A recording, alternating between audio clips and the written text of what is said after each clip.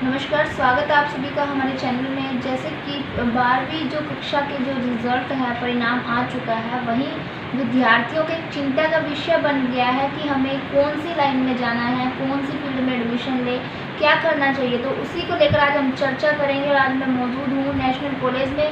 मेरे साथ बातचीत में जुड़े हैं नेशनल कॉलेज के प्रधानाचार्य राम कुमार जांगड़ा जी। आज हम इनसे जानेंगे कि जिन बच्चों को समस्याएं आती है उनको क्या करना चाहिए। जैसे कि 10वीं और 12वीं तो बच्चों की हो जाती है, लेकिन 12वीं के बाद एक चिंता विषय कारण बन जाता है कि हमें कौन सी लाइन में जाना। तो उसी को लेकर आज हम इनसे जानेंगे। सर, सबसे पहले तो नमस्कार। नमस्कार। हमारे चैनल में सर मैं आपका स्वागत करती हूँ। सबसे पहले धन्यवाद। सर, जैसे कि 12वीं कक्षा के रिजल्ट आ चुके हैं, लेकिन अब बच्चों के लिए चिंता का विषय बन चुका है कि हमें क्या करना है। जिनके घर में पढ़े लिखे माता पिता हैं वो अपने बच्चों को गाइड करते हैं, लेकिन अनपढ़ जिनके घर में हैं उनके लिए समस्या का कारण है। तो बच्चों को क्या करना चाहिए, इसके ऊपर थोड़ा बताइए। वैसे तो हर बार जैसे ही 12वीं क्लास पास करते हैं बच्चे, तो उनको मन में आ जाता है कि हम आगे क्या करें, चिंता रहती है।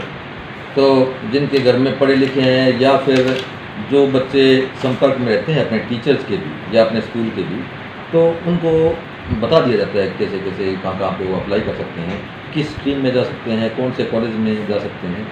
लेकिन अगर मान लेते हैं कोई बच्चे ऐसे हैं जिनके माँ बाप पढ़े लिखे नहीं हैं या घर में ऐसा माहौल नहीं है, तो उनको विशेष तौर पर बता सकते हैं कि 12वीं के बाद आप ग्रेजुएशन करते हैं, ग्रेजुएशन के अंदर आप मेडिकल लाइन में भी जा सकते हैं, मेडिकल मीन्स MBBS की लाइन है, या फिर इंजीनियरिंग लाइन में जा सकते हैं। तो उसके लिए एग्ज़ाम होता है, नीट का एग्ज़ाम होता है।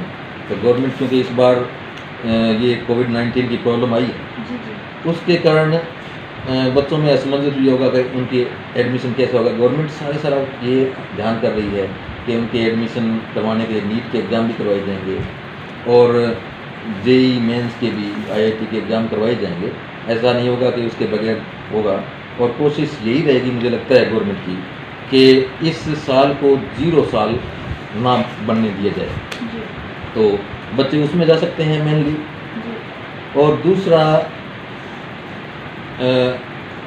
लॉ के अंदर भी जा सकते हैं। 5 ईयर डिग्री का कोर्स होता है, क्लैट का एग्ज़ाम होता है, वहाँ पे जा सकते हैं। और जहाँ तक उसके बाद जो है हमारे कॉलेज में या डिग्री कॉलेज में आने की बात है, तो यहाँ पे बहुत सारे स्कोप हैं। यहाँ पे बच्चा ग्रेजुएशन करता है, बहुत सारे अच्छे अच्छे कोर्स यहाँ पे होते हैं। इकोनॉमिक्स है, मैथ है, इंग्लिश, और ये अच्छे अच्छे जो सारे पॉलिटिकल साइंस है, ये सारे जो साइंस स्ट्रीम भी यहाँ पे होती है। तो यहाँ पे एडमिशन के बाद बच्चा ग्रेजुएशन करता है, और ग्रेजुएशन के बाद बहुत सारी लाइन हैं, जैसे CDS में जा सकता है, आर्मी के लिए जाते हैं, या फिर बच्चा MSc करता है। यहाँ पे MA भी क्लासेज हैं, MA हिस्ट्री है, नया सब्जेक्ट दिया है MA हिस्ट्री का, इकोनॉमिक्स ऑनर्स का भी है। तो बहुत ही अच्छा सब्जेक्ट है जिसमें बहुत अच्छे स्कोप हैं। और यहाँ से ग्रेजुएशन करने के बाद बच्चा किसी भी अच्छे कंपटीशन में जा सकता है और अच्छे जैसे UPSC का एग्ज़ाम दे सकता है। और इस कॉलेज में विशेष तौर पर इस कॉलेज की बात करूँगा, अच्छा स्टाफ है, बहुत अच्छा स्टाफ, और वो इतने लेवल तक पढ़ाई करवाता है कि आप यहाँ से बच्चे जो है जैसे ही MA क्लियर करते हैं, और कई पिछली बार ऐसा हुआ था कि MA क्लियर उनकी तब तक एग्ज़ाम भी नहीं हुए थे और उन्होंने नेट का एग्ज़ाम कर दिया। तो इसलिए ये बहुत ही अच्छा स्कोप है कि यहाँ से MA करें या फिर BA करने के बाद वो UPSC का एग्ज़ाम दें। तो जो मेहनत करने वाले बच्चे हैं, जो इस तरह से अब चिंता में हैं, वो जब यहाँ पे पहुँचेंगे तो उनकी सारी चिंताएँ दूर हो जाएंगी। तो इस तरह के वो कोर्स कर सकते हैं।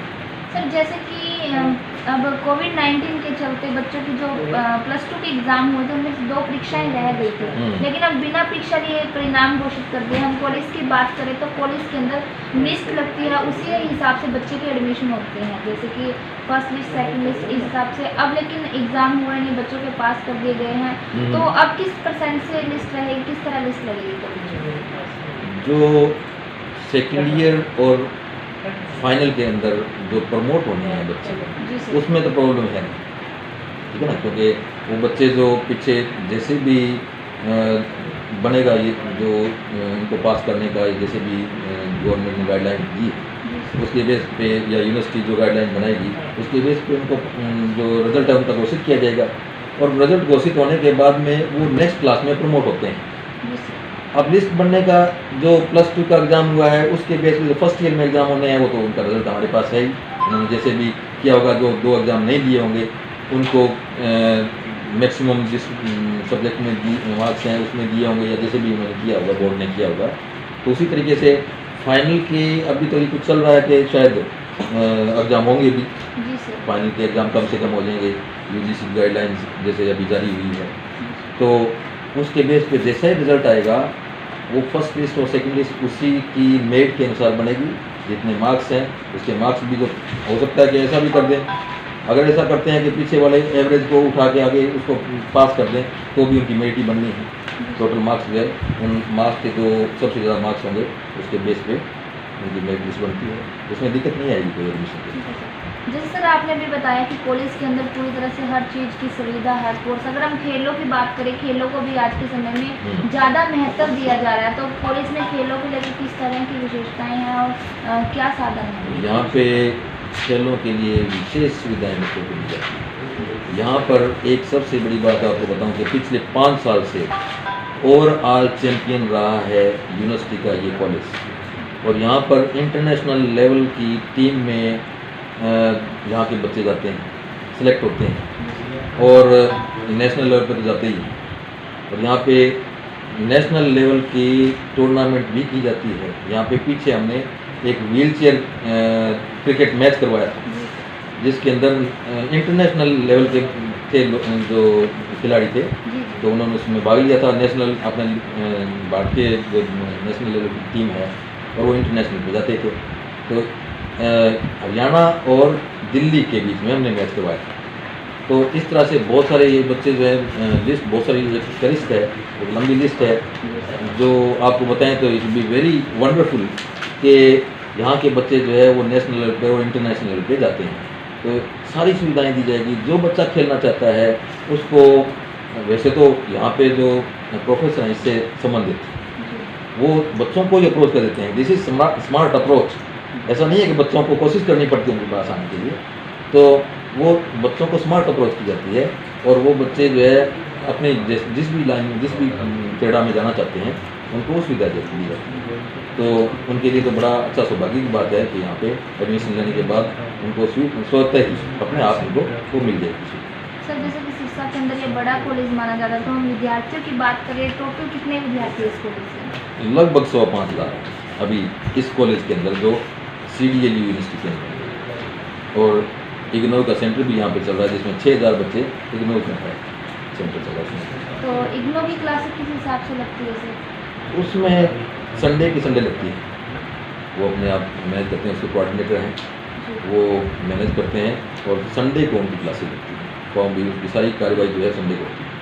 और सर जैसे कि UCG ने गाइडलाइन दे दी है कि फाइनल ईयर के विद्यार्थियों की परीक्षाएं ली जाएगी, तो थोड़ा इस पे भी संज्ञान ला देते हैं कि कब तक ली जाएगी परीक्षाएं। जैसे कि कहा जा रहा है कि सितंबर में, अक्टूबर में। बच्चे भी इस चीज़ को लेकर कंफ्यूज हैं कि जल्दी हो जाए क्योंकि आगे भी उन्हें एडमिशन लेना है, तो इसके बारे में थोड़ा बताइए। बच्चों को मैं तो यही कहूँगा कि बच्चों को तैयार रहना चाहिए। बिना एग्जाम के आपको पास होते हैं तो ये जो प्रोसेस है वो प्रैक्टिकेबल नहीं है। इसलिए यूनिवर्सिटी इस तरह की गाइडलाइन जारी करती है कि यूनिवर्सिटी एक रेगुलेटरी अथॉरिटी है, उसकी पूरी जिम्मेदारी है कि इंडिया के जो बच्चे हैं वो पूरे पैरामीटर को क्रॉस करके ही अपना फाइनल जो है रिजल्ट पेश करें कि उनकी जो क्वालिफिकेशन है या उनकी जो योग्यता है उसको सिद्ध करें पूरे पैरामीटर के आधार पर।